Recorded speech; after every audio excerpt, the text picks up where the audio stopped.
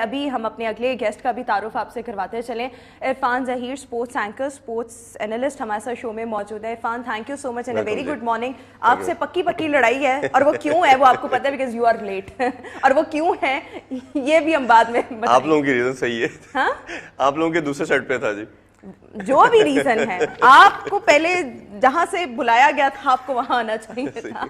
Any how, jokes apart, हम discuss कर रहे हैं मैच को, प्लस हम देख रहे हैं, हम अभी इनसे भी बात हो रही थी इमरान साहब से, और आपको भी याद होगा जब हम पिछले चैनल पर भी थे तो हम पिछले 1.5-2 साल ये डिस्कस करते रहे हैं, आप भी बताते रहे मिडिल ऑर्डर। अभी भी वो चीज़ एग्जिस्ट कर रही है, सॉर्ट आउट क्यों नहीं किया जा रहा?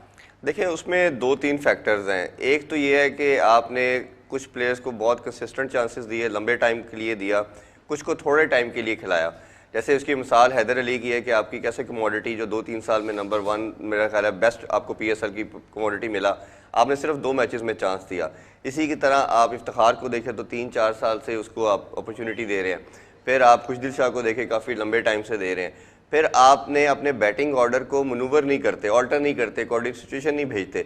जैसे हमने देखा लास्ट मैच की एग्जांपल मैं कोट करना चाहूँ तो आपका ओपनिंग पेयर ने अच्छा थोड़ा स्टार्ट दिया, बट जैसे शान आए, शान और वो रिजवान बिल्कुल स्टक कर गए। अब आपको चाहिए था कि उधर आसिफ अली को थोड़ा पहले भेजा जाता। आसिफ अली को आपने 3 बॉल्स दी जिसमें से उन्होंने 2 छक्के लगाए और आपको मैच विनिंग पोजीशन के लिए एक फाइटिंग टोटल की तरफ ले गए।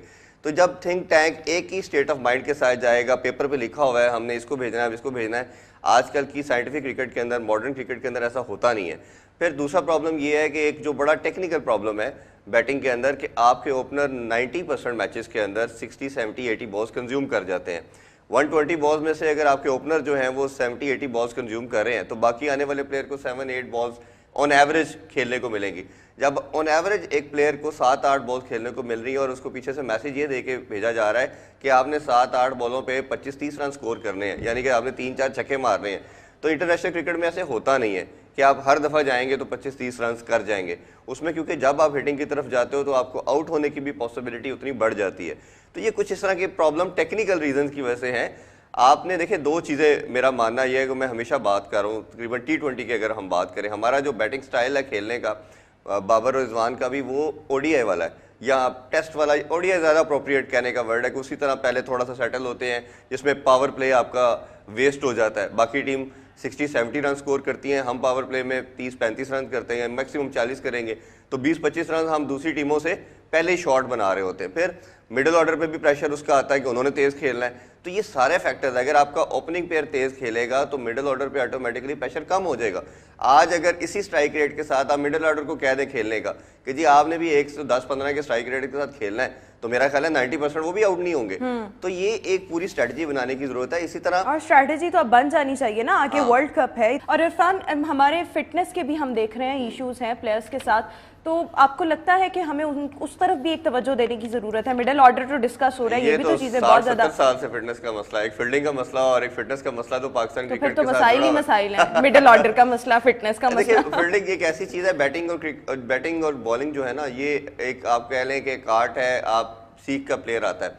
फील्डिंग एक ऐसी चीज़ है जो करने से आती है, जितनी आप ज़्यादा करेंगे, जितना उसमें आप एनर्जी लगाएंगे, आप उसको इम्प्रूव करते हो। तो हमारे प्लेयर्स की एक वैसी टेंडेंसी है कि फील्डिंग को इतना पसंद नहीं करते। मेरी नज़र में तीसरा प्रॉब्लम जो सबसे बड़ा हमें आ रहा है, हमारी डेथ बॉलिंग है। जिस तरह एक हारिस रऊफ शहनशाह के बाद ऐसा बॉलर नज़र आया, उसने भी अभी 3-4 मंथ में इंप्रूव किया। पहले वो भी बहुत रन कंसीड करते थे, बट वो स्टैंड आउट परफॉर्मेंस दे रहे हैं। हमने एशिया कप में भी देखा, अभी सारे मैचेस में देख रहे हैं कि वो एक ऐसा बॉलर है जो वक्त के साथ साथ इंप्रूव करता जा रहा है। बाकी जो हमारे तीनों बैकअप बॉलर्स हैं, जिसमें नसीम शाह की बात करें, असनैन की बात करें, धानी की बात करें, हमने देखा कि जब टीम्स इन पे अटैक करती हैं तो ये पैनिक कर रहे हैं, जो कि एक बड़ा वेरिएबल साइन है। आपके प्लेयर्स को इतनी अब मॉडर्न डे क्रिकेट के अंदर अवेयरनेस होनी चाहिए कि आपने अगर अटैक आप पे किया जा रहा है तो आपने करना क्या है। हम क्या देखते हैं, ये शॉर्ट लेंथ बॉल्स करना शुरू कर देते हैं, बट स्लोअर वन भी प्रेडिक्टेबल करते हैं। बैट्समैन को पहले ही पता होता है ये स्लो वन कर रहे हैं, तो ये एक्स्ट्राऑर्डिनरी रन्स कंसीड करते हैं। वैसे नॉर्मली पहले स्पेल में ठीक होते हैं, बट जैसे ही इनके गेंस हिटिंग होती है, खासतौर पे जब बॉल थोड़ा पुराना होता है, सीम या स्विंग नहीं करता, तो ये बहुत ज़्यादा रन्स कंसीड कर रहे हैं। तो ये एक एरिया भी थोड़ा वीक है और मेरा ख्याल है कि जैसे शहनशाह अफरीदी नहीं खेल रहे तो हमें बहुत उसकी कमी महसूस हो रही है। तो ये 2 चीज़ें बहुत ज़्यादा, और हमें इसमें एक चीज़ और करने की ज़रूरत है कि हमें साथ साथ किसी ऑलराउंडर को भी साथ लेके चलना पड़ेगा। जैसे हमने फ़हीम अशरफ को 2-3 साल खिलाया, अब नहीं खिलाया, हमने उसकी जगह पे वसीम जूनियर को पहले रखा, फिर नहीं रखा, लास्ट मैच में हमने रखा, तो एक थोड़ी सी स्टेबिलिटी आई। तो मेरा ख्याल है कि अगर आपके जो मेन अटैक बॉलर वो रन्स कंसीड कर रहे हैं तो आपको चाहिए कि साथ आप ऑलराउंडर को रखें जो कि आपकी बैटिंग को भी स्ट्रेंथन करे और बॉलिंग को भी थोड़ा बेहतर करे।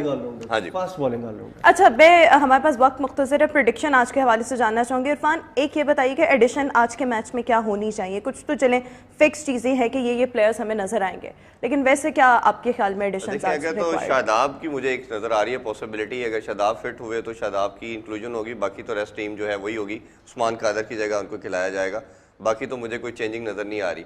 और दोनों टीम्स के अंदर यही करेंगी, टॉस जीत के बाद में बैटिंग को प्रेफरेंस देंगे, क्योंकि ड्यू फैक्टर आजकल नहीं आ रहा, बट लेट सितंबर अक्टूबर में आना शुरू हो जाता है। बट अभी ऐसा हम देख रहे हैं कि ड्यू फैक्टर नहीं आ रहा। प्रेडिक्शन क्या है आज के मैच के हवाले से? देखिए, टॉस बड़ा बेटर करेगा इन जब एशियन कंडीशंस के ऊपर, जब बैटिंग ट्रैक होते हैं तो चेस करने वाली टीम ज़्यादा बेनिफिट रहती है। बट इंग्लैंड एक यूनिक चीज़ ये कर रही है कि उन्होंने कराची लेग के अंदर 2 दफ़ा पहले बैटिंग भी की, क्योंकि वो वर्ल्ड कप की प्रिपरेशन कर रहे हैं। वो ये इस सीरीज़ को इतनी इंपॉर्टेंस उस सेंस में नहीं दे रहे कि हमने हर मैच जीतने की तरफ जाना है। और देख रहे हैं आप कि हेल्स उनका मेन बैट्समैन था, उसने रन स्कोर किए, अगले मैच में उन्होंने बिठा दिया।